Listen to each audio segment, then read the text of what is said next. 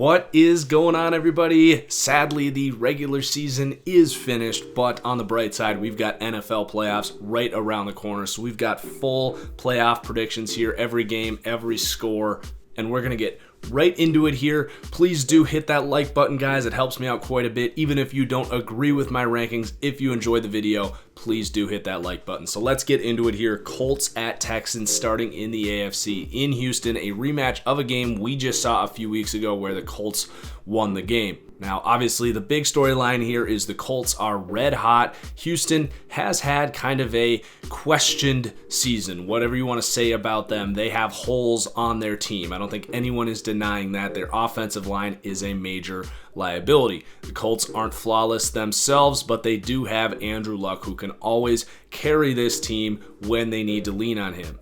I do think these teams match up pretty well. I think it comes down to the fourth quarter, but when all is said and done, I think Andrew Luck against this Texans defense that we've seen him do now will be able to put up some points.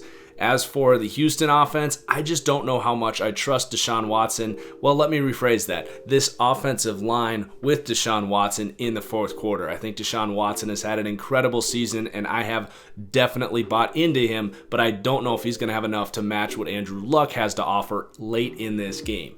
I think the Colts pull through 33-27 and will head to Arrowhead in the second round. Next up, we have the Chargers at the Baltimore Ravens, another rematch of a game we just saw. News just broke this morning that Hunter Henry will be returning. I don't expect him to be 100%, but that is another new wrinkle. You look back on this game, Baltimore's defense really over the last 2-3 months has been just dominant. Offensively, I'm still 1 foot in, 1 foot out on Lamar Jackson. He offers a very unique aspect in the run game. As a passer, I have not bought in yet. You still see many errant throws. Baltimore was able to pull this one out in LA a few weeks ago, and now they are in Baltimore where they play even better.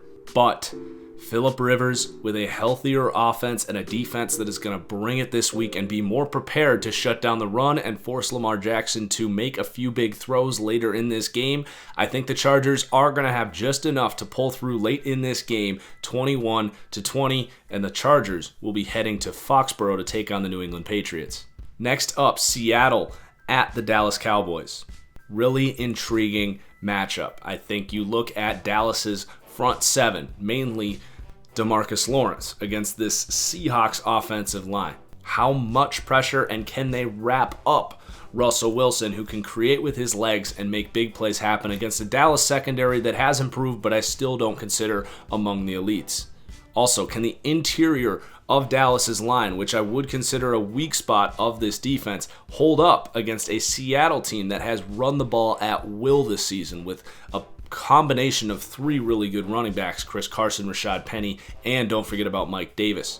On Seattle's side, I do expect their defense to hold up pretty well against Dak Prescott. So overall, this is a really intriguing matchup. Dallas does have the home field advantage, but I do think when all is said and done, similar to what we said in the Colts-Texans game, I think Seattle's defense is going to be able to at least contain the run and force Dak Prescott to make plays against Russell Wilson making plays on the other end. And I think Seattle pulls through in the end in the fourth quarter, 23-20.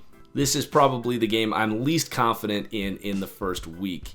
I could very easily see a story where Dallas's defense really dominates the line of scrimmage and makes things hard on Russell Wilson. Next up, our last game in the first round, the Eagles traveling to the Chicago Bears, who will look to knock off the defending Super Bowl champs, who are frankly red hot right now.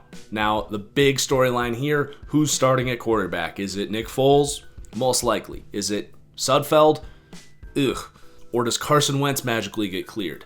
Now, unfortunately, as we sit here on Monday, we don't know. I'm expecting Nick Foles to play. And if he doesn't, if it's Sudfeld, this is going to completely change my prediction here. But I look at the Bears, and their defense is incredible, but a lot of the good work they do starts up front. And I look at Philly's offensive tackles, Lane Johnson. Can Jason Peters step up and play great in the playoffs and put forth another good effort here, probably before he retires?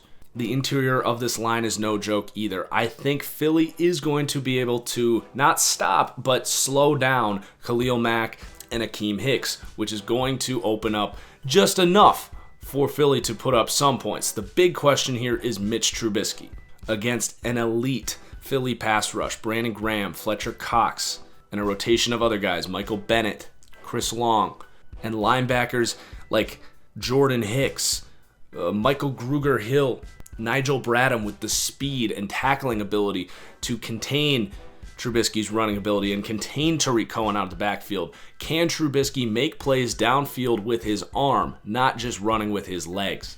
I expect this to be a very contested, low-scoring game, but I am going to take the upset with Nick Foles, 17-16 over the Chicago Bears. Now, if this is Nate Sudfeld, I am not taking the Philadelphia Eagles, which would change things a little bit. It's unfortunate we don't have a clearer picture, but I don't know if that's going to change much moving forward anyway.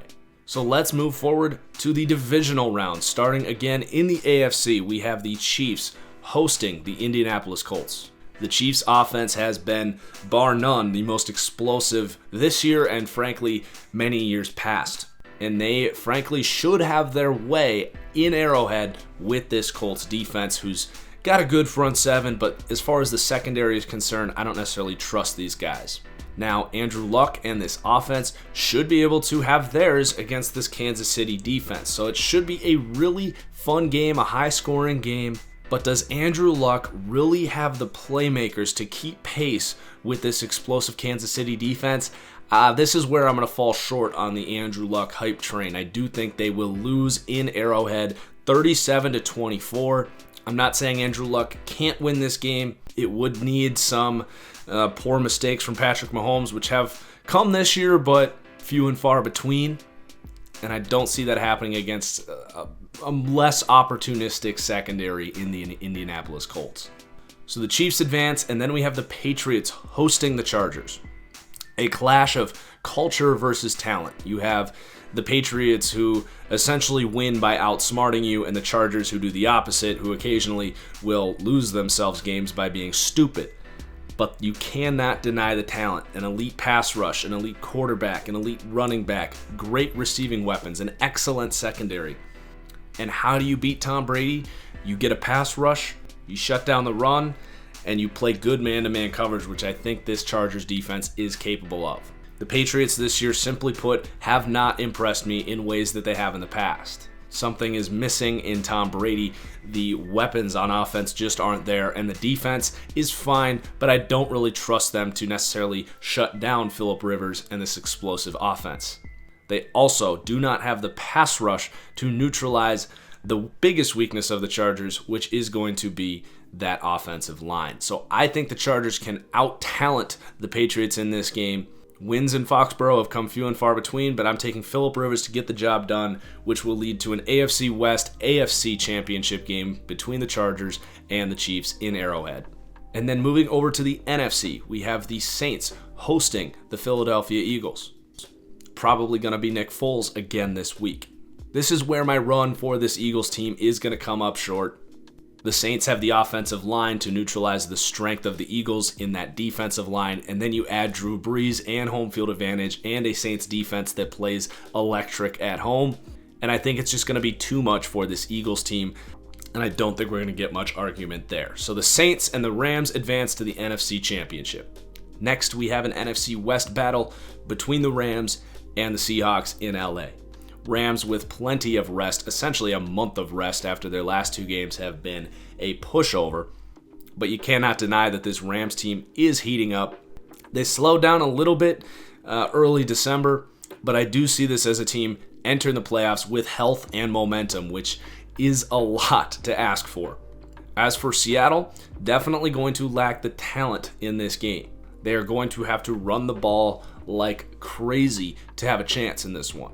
While I think Seattle's defense has improved this year, traveling on the road, they are not the same as they are in Seattle. I don't actually know how close this game will be. I think the Rams are just a much better football team. I think the LA crowd is slowly starting to get hyped up against the Rams this year.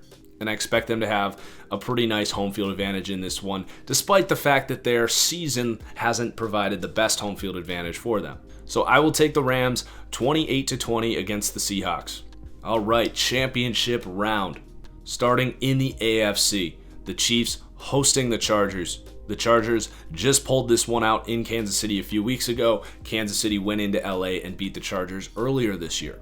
Now, the difference between this Chargers defense and the Colts defense that this Chiefs team would have just played is they have an elite pass rush with Joey Bosa, who by this time should be 100% or at least closer to it, and a secondary with Derwin James, Casey Hayward, Desmond King, and a bunch of other guys who are no slouches. I see a team that won't be able to stop Patrick Mahomes, because that's impossible this year, but perhaps create some big turnovers in this game.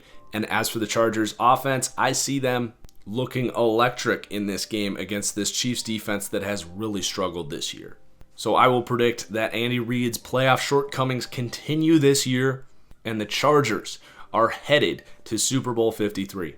Now we have the Saints hosting the Rams, a game we saw earlier this year that was just incredible. The Saints were able to pull that one out before in a game that came down to the fourth quarter, and Drew Brees made more plays than Jared Goff. Now, I still think that narrative holds up. Drew Brees is a much better quarterback than Jared Goff. But I look at this Saints offense, and it has slowed down quite a bit since then, as has the Rams offense. So I do think defense plays a larger role in this game than it did the first two times these teams met. So who has the better defense? Is it New Orleans with home field advantage, a defense that has been good but inconsistent at times? Or is it a Rams defense who frankly has not been good all year but has the upside of an Aaron Donald who is the best player in the NFL? And a secondary with talent like Marcus Peters, Aqib Talib, a good safety duo.